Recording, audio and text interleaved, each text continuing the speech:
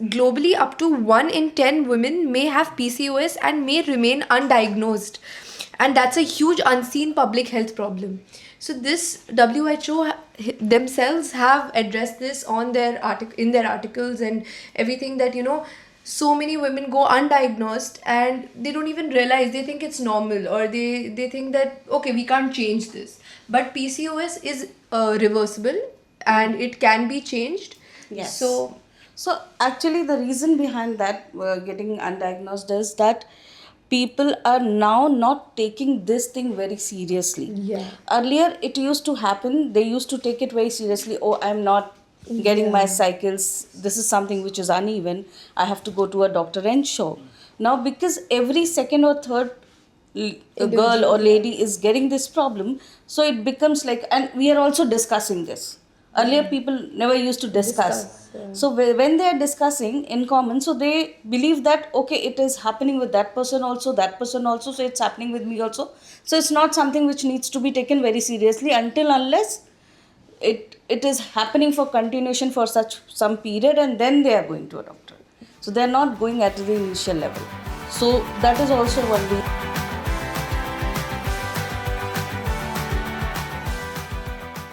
Did you know that 6 to 13% women of reproductive age are now seeking medical help because of PCOS? Why is this problem increasingly common amongst women? We'll break it all down in Girl Talk DXB today. On a very general note, I feel it's a very commonly heard statement these days where every other woman is very confidently saying that, oh, I have got PCOS, which is a very strong indication that so many people are now suffering with irregular cycles. Back then, we wouldn't hear such things saying we have problems with our cycles or we have problems with anything so far, because things were maintained. We were eating healthy, clean food. Families were ensuring that everybody's getting the right intake of stuff, especially when women are nearing that time when you are going to actually be getting your cycles, etc. But now I feel with everything so fast and everything so quickly available, and with the choices in the market, like we are growing, we are actually every day there are people who watch multiple videos on the internet and feel this is something that's new in the city, we want to try it out. That craving for junk is there just because of the visually appealing creatives on the internet and everything that we see. So while health experts are very, very often talking about this one thing, that mainly PCOS is because of your eating habits. And because eating habits have gone from good to bad and bad to worst, is what a lot of reports on the internet are stating, that youngsters, especially the Gen Z, the eating habits are getting poor day by day. So which is one of the reasons why PCOS is also becoming common, because if our eating habits are not in place, how are we going to expect a natural cycle to be in place? Absolutely. Because I think why it is happening, yes, you mentioned it, right? Because reports also say that, because you're not eating right.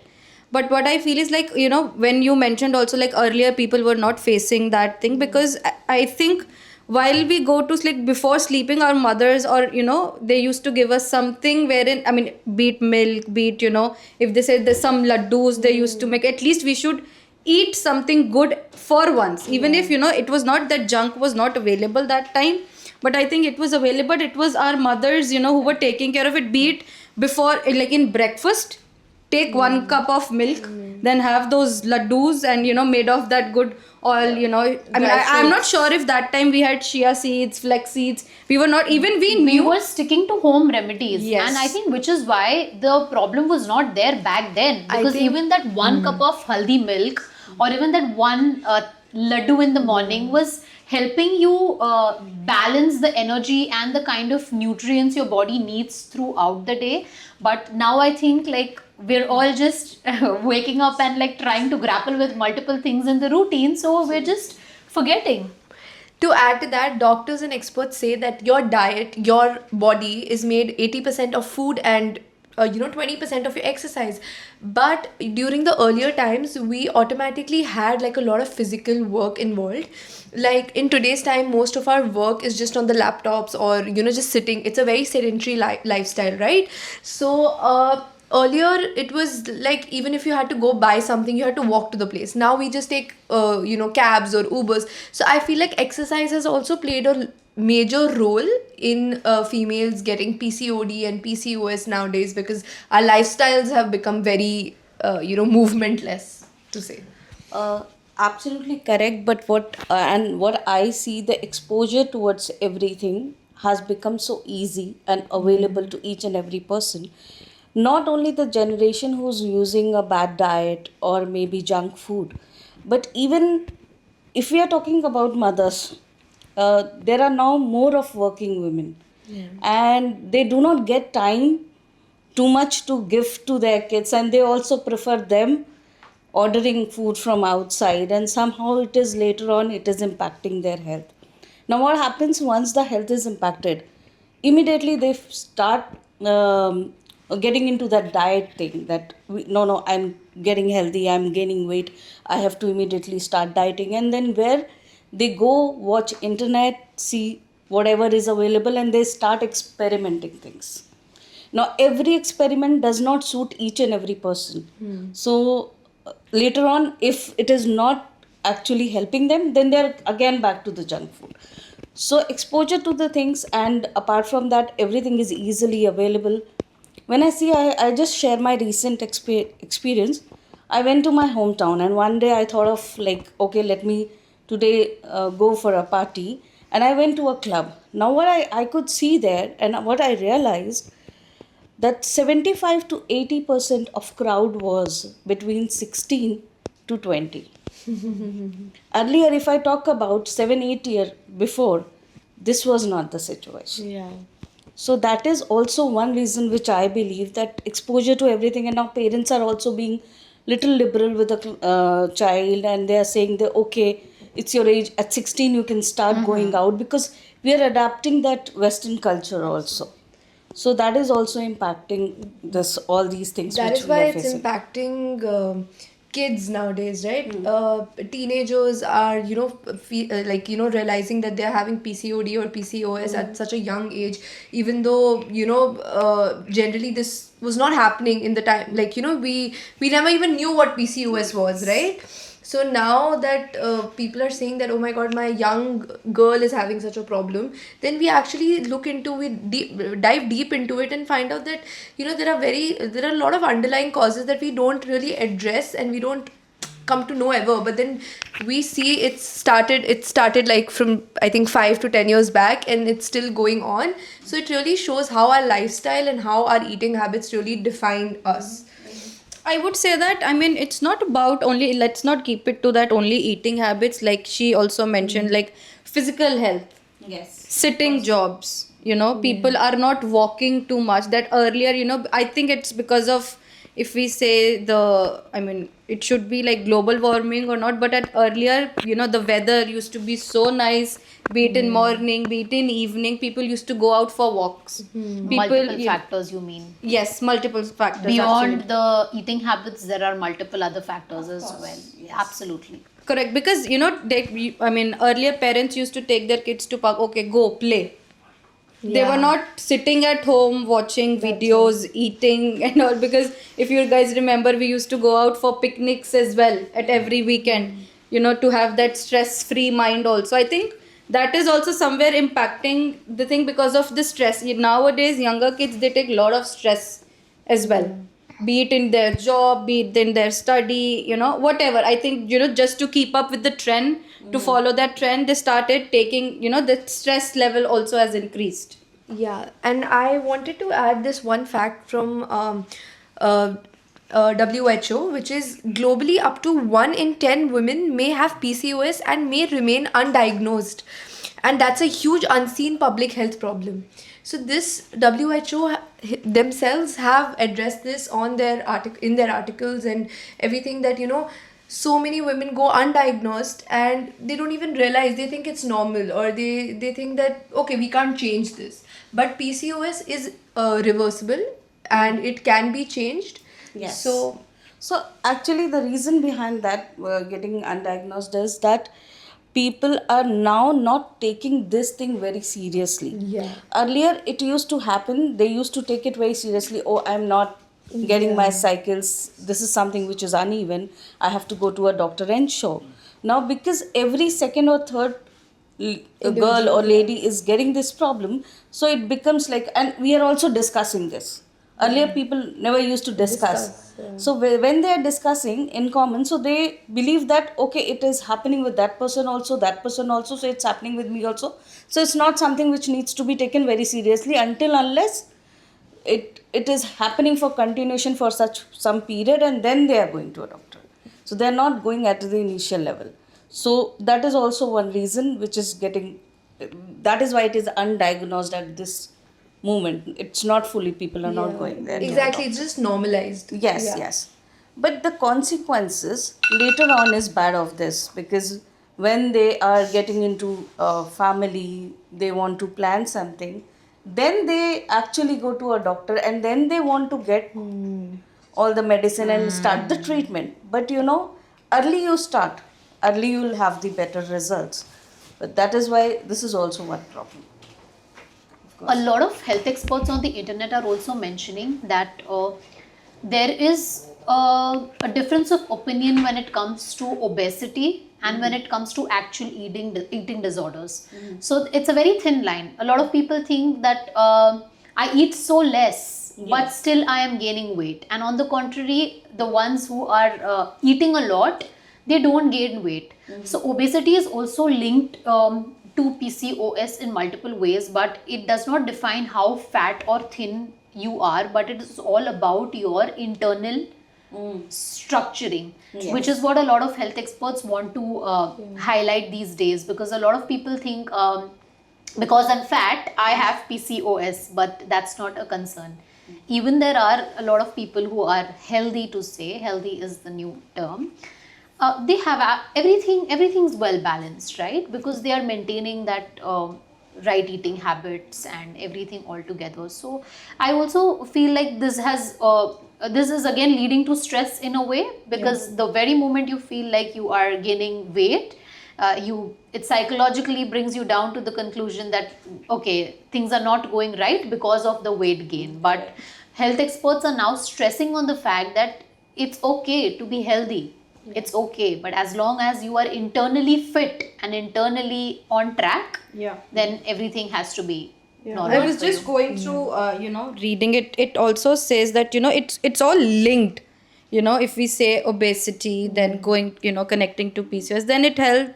And obesity is also linked with thyroid Thyroid. problems. I Yes, think. absolutely. And then wherein later on it's going to, because nowadays we see that people, or I would say that they're not getting married very young. They are getting married at later ages, and then they see they want to conceive, so they are not able to do that because of all these things getting linked, like thyroid and then PCOS, and then because of course weight gains at times it seems normal, which is not. So it is leading to somewhere infertility, which we call, but not infertility, but yes, there will be difficulty in conceiving. That's what I also read, like it's one of the symptom of PCOS or PCOD, we say that you will not be able to, it will be very much of problem to conceive, because also why we are getting married on later ages now. Earlier everyone used to get married early. They were not concerned of all these things, but now it is a concerning things, I believe. Absolutely correct. Thyroid and stress, both other things which can. So, stress for a person, for one person, it could be like that in stress, they can lose weight. But for other person, it could be that they are gaining weight. Same happens with the thyroid. Sometimes it is hereditary also. So, you have that coming back from your ancestors. But then everything has a treatment. It is only about that how soon you can start. She rightly said that people are getting married very late at the age, and after that even they look forward that we have to wait for 2-3 years to get into that family life. And when they are at the urge of knowing this fact that now it is a time, because then it will be very late to have a child or to conceive a child, then they are started thinking of this. Also, one thing is impacting to all these things, that the medications which is available in the market. So sometimes it happens with all the girls, I believe, that they are traveling they look forward for taking medicines not to get their cycles on time because they want to have their vacation. So that these all things also sooner or later will Are impacting. Yeah, the birth control pills Yes, that they of take course. to either, now like example, a lot of girls are playing sports as well. So for like example, they're having their matches or something, so they take these pills so that they don't get it during the match times. So this earlier, like we were just talking about that, even earlier I don't think there were a lot of females in sports as well. So now since females are also getting into sports, they're also taking a lot of pills. So either, as you said, vacations, maybe sports, or maybe some important event where they have to be standing all the time, so they end up taking these pills which are obviously Yes. negatively affecting them. And the contraceptive pills also, there is one thing which is called, your blood groups. So there are Rh negative blood groups also.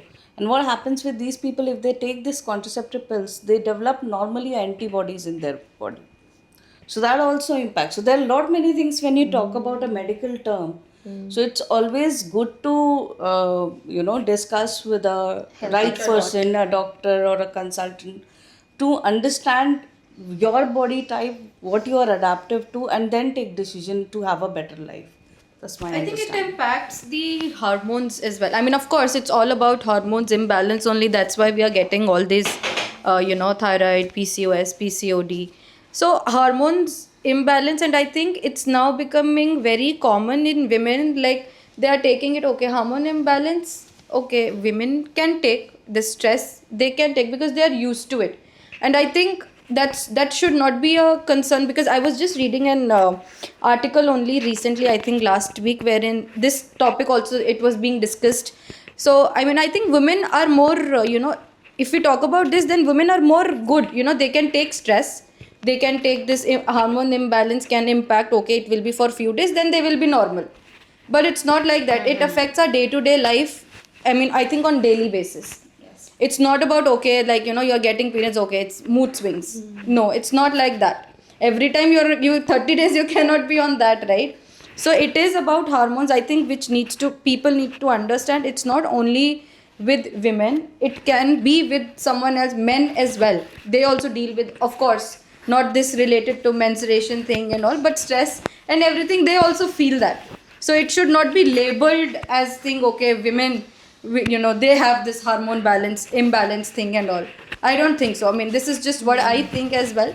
I mean, rest what people think, you can just discuss. Just like we spoke about women dealing with a lot of stress and everything, as per the World Health Organization, 6 to 13% of women of reproductive age are affected with PCOS. So it's a clear indication from WHO as well that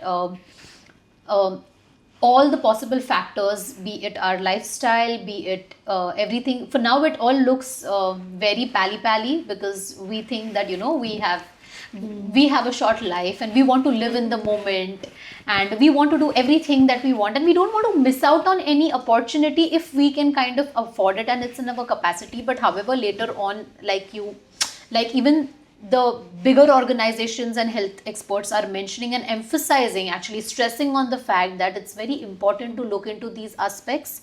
It's because when you're aging and when you are going closer to that timeline where you want to start a family, where you want to eat clean, eat healthy, you want to do something rightfully for yourself and your family, and these things just come up and then it leaves you to a regret that I should have maybe planned. So to avoid that, I should have. I think it's important for everybody to look into their lifestyle and their health as a priority and not just take it for granted, because you never know. Life is very uncertain these days. Absolutely correct. And I believe that just because of this thing, that now the women think that women and men, they are same. Absolutely, they are same. They are working together. They are doing everything together. Even women are doing much more than men at some certain points. But at the same time, we need to understand that women has some further things also which men cannot do, and taking care of your health is in your hand.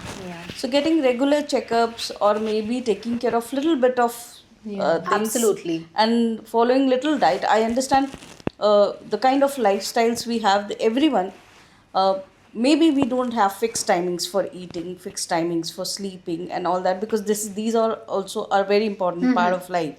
But someone who's working with an event company, maybe a person who's into sports, or maybe a person who's having a stressful job like a lawyer, or maybe a doctor, they don't have fixed timing to anything. But then still you have to balance some or the other way. So you have to find ways. And all this starts at the right age, for which I feel that we have to be vigilant. Like it's we shouldn't take it for granted, even when our elders are notifying this to us, saying that, try to inculcate a healthy lifestyles, because the age bracket also for these cycles has now reduced. Earlier it was a little later on in the later stage of your life, but however it's very early. But given the lifestyle again, because that from childhood itself we are very used to eating the food that we like, the preferences that are set on the table for us, or the preferences that we kind of set it on the table, that I like a McDonald's burger, so which is why I would like to have a McDonald's burger.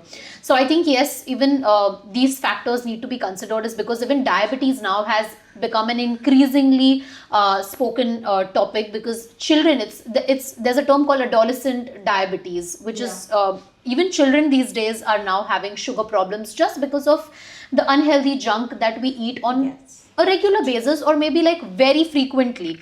I had the opportunity to speak to a health expert recently, and he stressed on the fact that especially in Middle East countries where the intake of bread is a lot of kids these days have diabetes, because it's easier. Parents are easily packing sandwiches. Whenever we step out, the junk food is all about bread.